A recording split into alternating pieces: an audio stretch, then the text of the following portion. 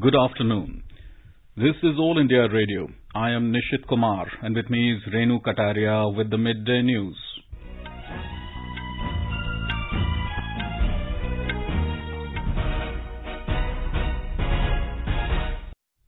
The headlines.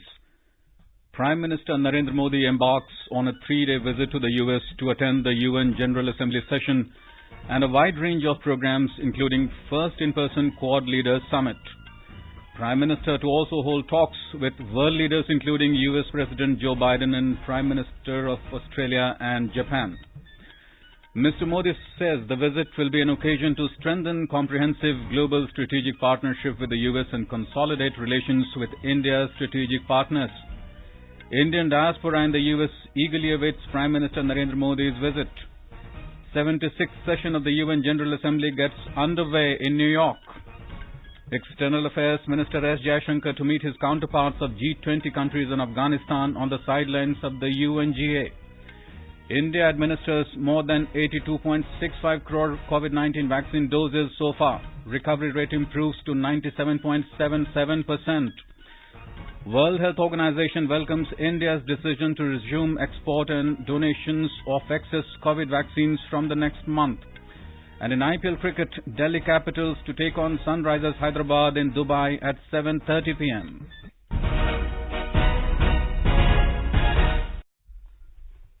As the nationwide free COVID-19 vaccination campaign at government facilities for those above 18 years is underway, we advise our young listeners to get vaccinated and also help others get vaccinated. We also advise our listeners not to lower their guard as COVID-19 remains a threat to our health. Please stay at home unless it is essential to go out and continue to follow these 3 simple steps. Wear a face mask, maintain 2 gaz ki doori for social distancing and focus on hand and face hygiene. For any COVID-related information and guidance, contact national helpline numbers 011-2397-8046 and 1075. And now the news in detail. Prime Minister Narendra Modi has departed for a 3-day US visit this morning. In his statement before the departure, the Prime Minister said his visit to the US will be an occasion to strengthen the comprehensive global strategic partnership with that country, consolidate relations with India's strategic partners, Japan and Australia, and to take forward collaboration on important global issues. Mr. Modi said he will review the India-US Comprehensive Global Strategic Partnership with President Joe Biden and exchange views on regional and global issues of mutual interest. He said he is also looking forward to meeting Vice President Kamala Harris to explore opportunities for cooperation between the 2 nations, particularly in the area of science and technology. The Prime Minister said he will participate in the first in-person Quad Leaders Summit along with President Biden, Australian Prime Minister Scott Morrison and Japan Prime Minister Yoshihide Suga. The summit provides an opportunity to take stock of the outcomes of the virtual summit in March this year and identify priorities for future engagements based on shared vision for the Indo-Pacific region. During the visit, Mr. Modi will also meet Prime Ministers of Australia and Japan to take stock of the strong bilateral relations with the countries and continue useful exchanges on regional and global issues. He said he will conclude his visit with an address at the United Nations General Assembly focusing on the pressing global challenges including the COVID-19 pandemic, the need to combat terrorism, climate change and other important issues. Mr. Modi is visiting USA from the 22nd to 25th of this month at the invitation of President Joe Biden. The Indian diaspora in the United States is eagerly awaiting the visit of Prime Minister Narendra Modi. Talking to AIR News, the president of the Seva International from Houston said it will further consolidate the bilateral relations and pave the way for new dynamism and energy in the India-US relations. The US-India bilateral relationship robust and vibrant, especially in trade, defense, strategic partnership and environment. I hope the Prime Minister's visit will help in his quest for a better future for India and the world in the 21st century. The diaspora contributes to policy making between our 2 countries. Trade and investments, research and development, science and technology, medical and space sciences, and defense and strategic cooperation. They bring together experts to promote a symbiotic exchange of ideas and innovations. And above all, the Indian diaspora plays a very vital role in enhancing India's prestige and standing in the world. The experts from the Silicon Valley in USA are also looking forward to Prime Minister's visit to the states. The former chairperson of TIE Global, Venkatesh Shukla from San Francisco, shared his thoughts with All India Radio. He said it's high time that the startups in space and energy sector from India are connected with the US government agencies engaged in the innovations in these areas. The Silicon Valley and the Indian entrepreneurs in USA welcome the visit of the Prime Minister. It's really an opportunity to enhance the scope of collaboration with the innovations brought about by the startups in India, particularly in space and energy industry, where there is an explosion of innovation. Given the congruence of strategic interests between US and India, it makes a lot of sense for these startups to get connected to the US government agencies and departments. Mr. Shukla also underlined the importance of knowledge sharing in the cutting-edge innovations in the cyber-security space. U.S. government agencies are themselves engaged in cutting-edge innovation in the cyber-security space that seek to protect the critical infrastructure from enemy attacks. I think it would be wonderful if the U.S. government offers to share its expertise with India and connects that kind of innovation with Government of India so that the Government of India can leverage such expertise and such innovation to protect the infrastructure in India. The 76th session of United Nations General Assembly got underway in New York last night. Over 100 global leaders are attending the deliberations. These include US President Joe Biden, Prime Minister Narendra Modi and British Premier Boris Johnson. This session coincides with the current UN Secretary General Antonio Guterres is set for another 5-year term at the helm of affairs of the world body. US President Joe Biden was the first speaker as per the tradition. In his maiden speech to the UN General Assembly, Mr. Biden urged the nations to forge a global unity against common threats like COVID-19 pandemic, technological threats and autocratic nations. The US President said bombs and bullets can't defend against COVID-19 or its future variants. He underlined the need to make use of force as the last resort and not the first.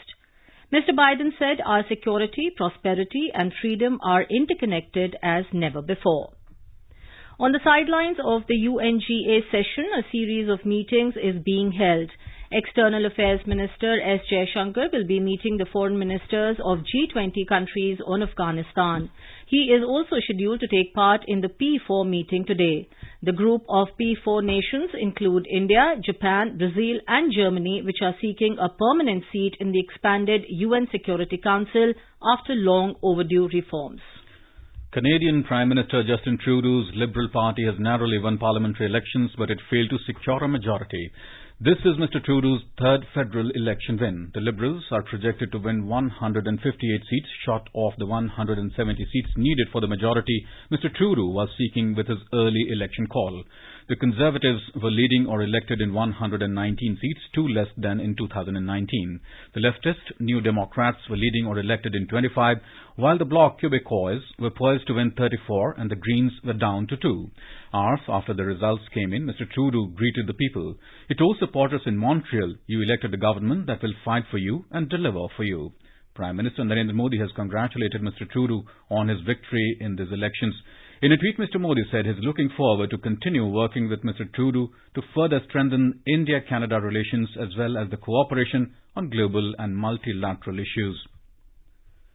The South Asian Association for Regional Cooperation SAARC Foreign Ministers meet slated to be held on Saturday in New York has been cancelled. It was to be held in person on the sidelines of the UN General Assembly in New York. However, the Nepalese Foreign Ministry issued a communique saying that the meet stands cancelled owing to lack of concurrence from all the member states. Nepal was the host of the meet. The SAARC is a regional intergovernmental organization of 8 countries of South Asia: Bangladesh, Bhutan, India, Maldives, Nepal, Pakistan and Sri Lanka. You are listening to the Midday News on All India Radio. A reminder of the headlines before we move on. Prime Minister Narendra Modi embarks on a 3-day visit to the US to attend the UN General Assembly session and a wide range of programs including first in-person Quad Leaders Summit. Prime Minister to also hold talks with world leaders including US President Joe Biden and Prime Ministers of Australia and Japan. Mr. Modi says the visit will be an occasion to strengthen comprehensive global strategic partnership with the US and consolidate relations with India's strategic partners. Indian diaspora in US eagerly awaits Prime Minister Narendra Modi's visit. 76th session of UN General Assembly gets underway in New York. External Affairs Minister S. Jaishankar to meet his counterparts of G20 countries on Afghanistan on the sidelines of UNGA. India administers more than 82.65 crore COVID-19 vaccine doses so far. Recovery rate improves to 97.77%. World Health Organization welcomes India's decision to resume export and donations of excess COVID vaccines from next month. And in IPL cricket, Delhi Capitals to take on Sunrisers Hyderabad in Dubai at 7:30 p.m. For quick news updates round the clock, follow us on our Twitter handle at AIR News Alerts.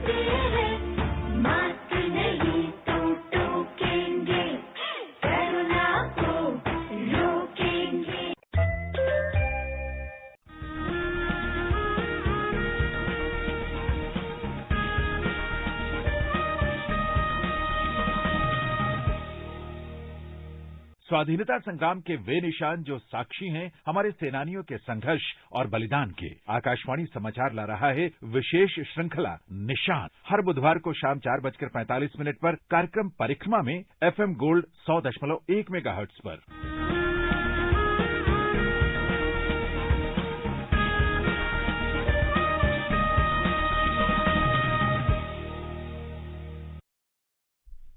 Welcome back. You are listening to the Midday News on All India Radio.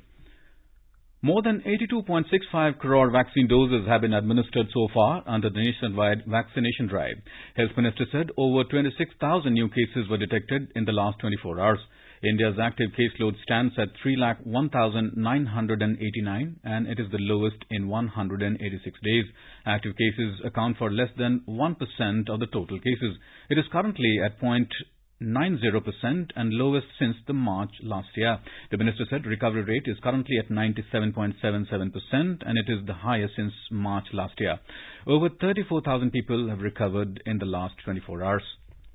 The Health Ministry today said that more than 80.13 crore vaccine doses have been provided to states and UTs so far through the Government of India free of cost channel and through direct state procurement category. It said further 48 lakh doses are in the pipeline. The minister said more than 4.52 crore balanced and unutilized COVID vaccine doses are still available with the states and UTs to be administered. Gujarat has reported 14 new cases of COVID-19 yesterday. According to the State Health Department, 19 patients have been recovered and discharged from the various hospitals during the last 24 hours. Surat has recorded 4 new cases, while Rajkot and Vadodara have recorded 3 new cases each. Gujarat has 133 active cases at present.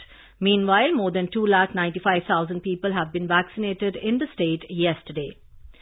In Gujarat, the authorities of Sardar Vallabhbhai Patel International Airport at Ahmedabad have started a rapid COVID-19 testing facility.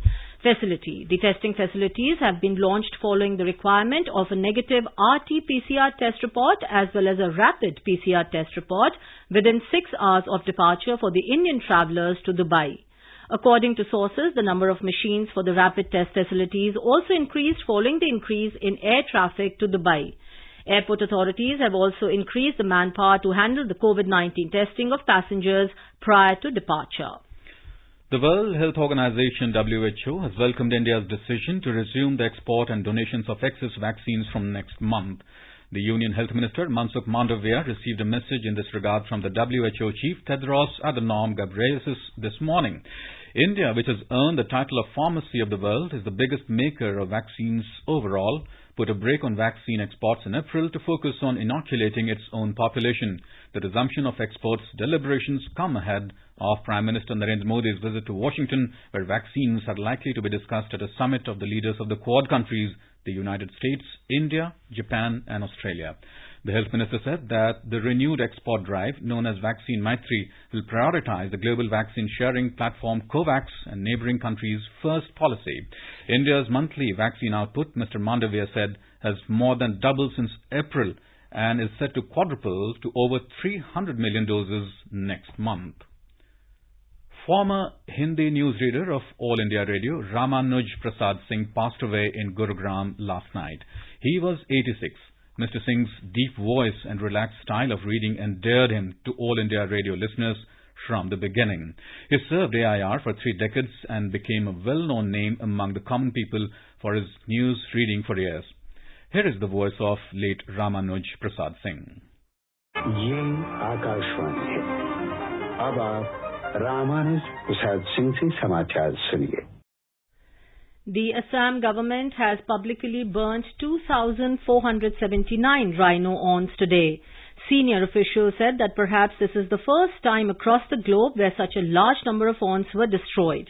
The Forest Department decided to preserve 94 for academic purposes, while 29 horns would be kept aside for various court cases. Chief Minister Himant Biswa Sarma, Forest Minister Parimal Suklabhaidya, among others, have attended the event held at the Boka Ghat.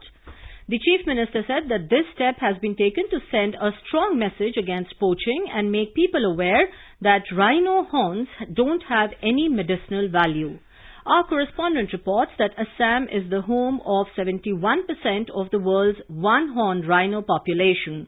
Among the destroyed rhino horns, the heaviest horn is 3.05 kilogram, while the average weight of horns is 560 grams. As our nation celebrates the 75th year of independence, a series of events are being organized by the government as a part of Azadi Ka Amrit Mahotsav. Let's listen now to our special program Azadi Ka Safar. Azadi Ka Amrit Mahotsav.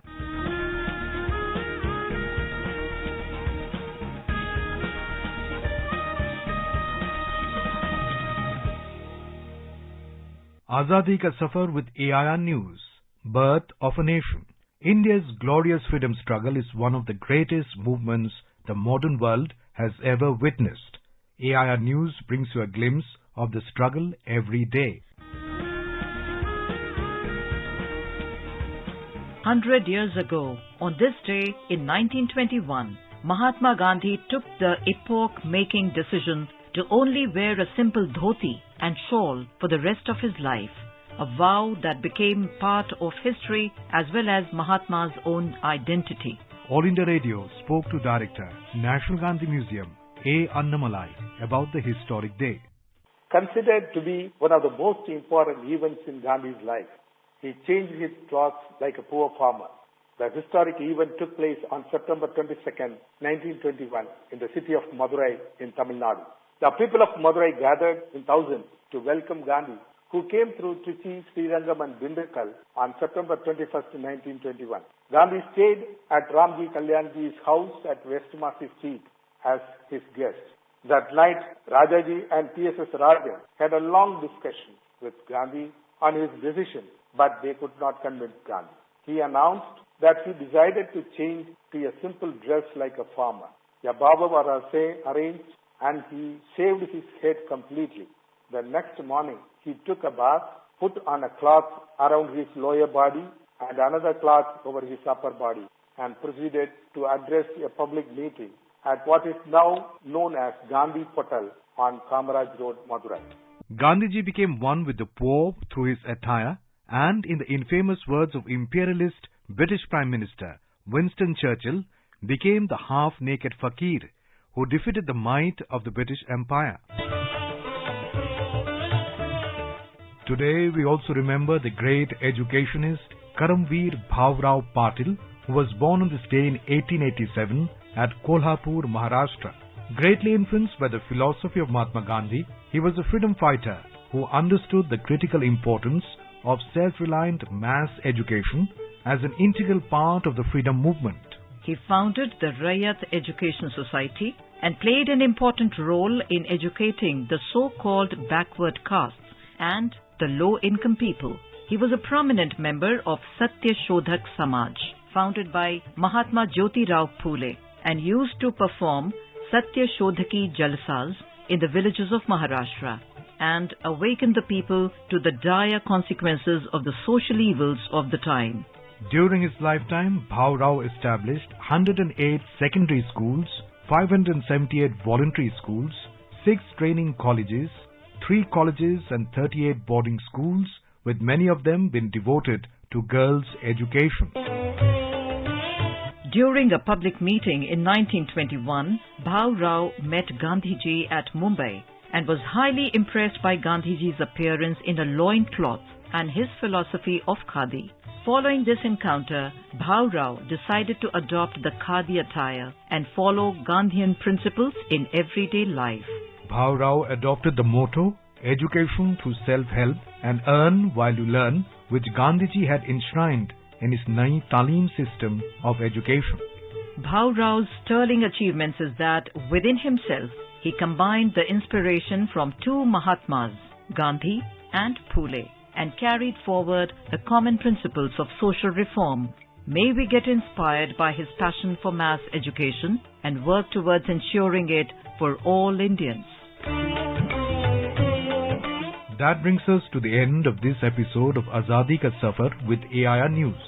See you in the next episode tomorrow.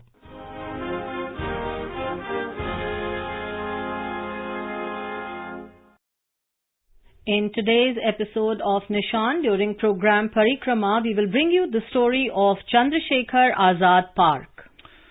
A series of events are being organized by the government as a part of Azadi Ka Amrit Mahotsav. All India Radio News bring its listeners a special quiz on India's freedom movement and its glorious history. The quiz is being conducted every Monday and Tuesday in the morning news. Recalling our yesterday's question, which incident forced Mahatma Gandhi to halt the non-cooperation movement? The correct answer is Chauri Chaura incident. As a consequence of the non-cooperation movement, the British Raj was shaken to its foundations for the first time since the revolt of 1857. Then in February 1922, a group of peasants attacked and torched a police station in the hamlet of Chauri Chaura in the United Provinces. Several constables perished in the conflagration. This act of violence prompted Gandhiji to call off the movement altogether. AIR News got an overwhelming response from its listeners across the world, and the one lucky winner of the quiz is Miss Jigmet Yangchen from Leh, Ladakh.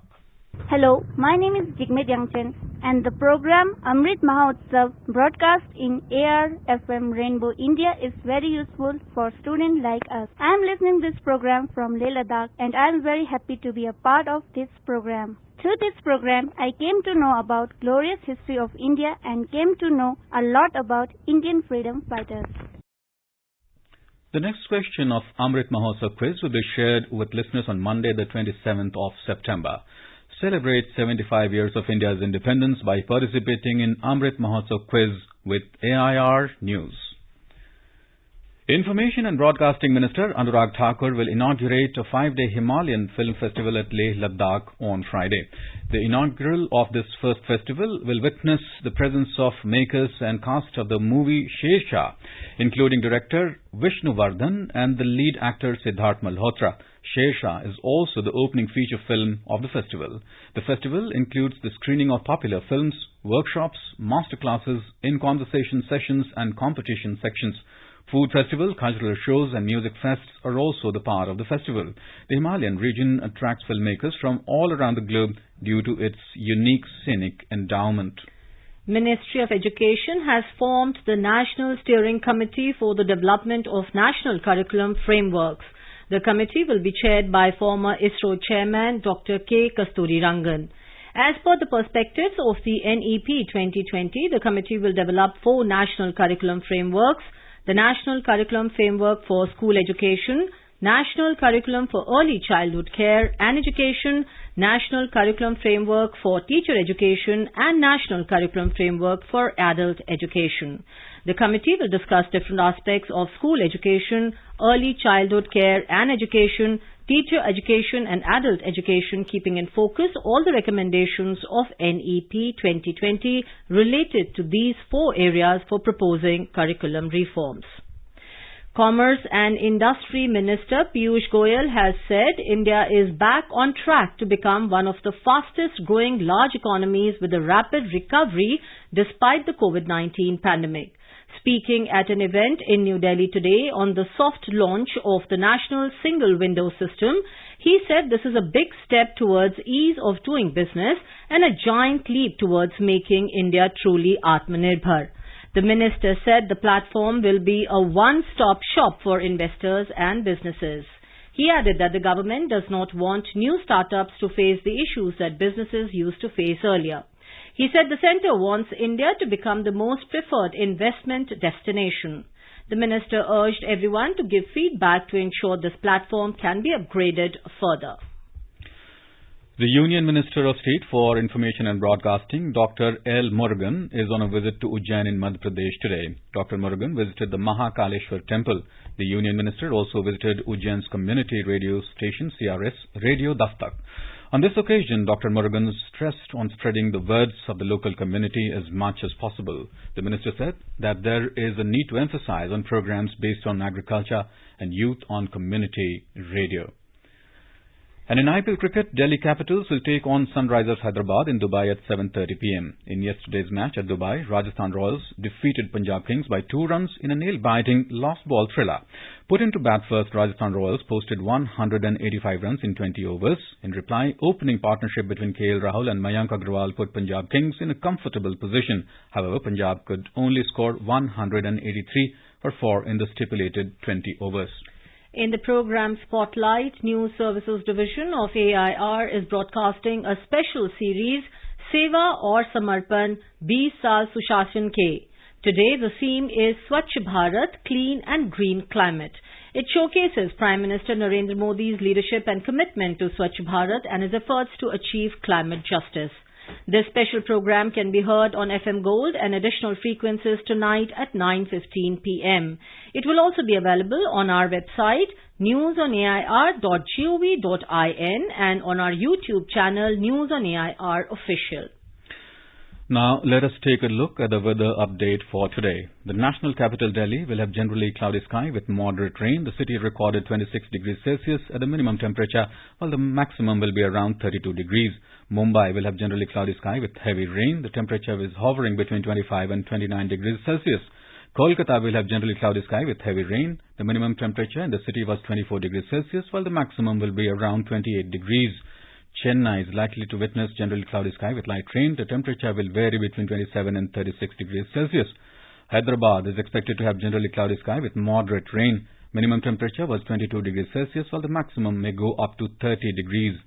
Bengaluru will also have partly cloudy sky with 1 or 2 spells of rain or thunder showers. Temperature will hover between 20 and 29 degrees Celsius. Guwahati may have generally cloudy sky with a few spells of rain or thunder showers. Minimum temperature was 26 degrees, while the maximum will be around 33 degrees. Imphal is likely to have generally cloudy sky with moderate rain. Minimum temperature was recorded at 20 degrees and the maximum will be around 28 degrees. Shillong may have generally cloudy sky with moderate rain. The temperature will move from a minimum of 20 degrees to a maximum of 28 degrees. Aizawl is predicted to have generally cloudy sky with moderate rain. Minimum temperature was 19 degrees, while the maximum will be around 27 degrees.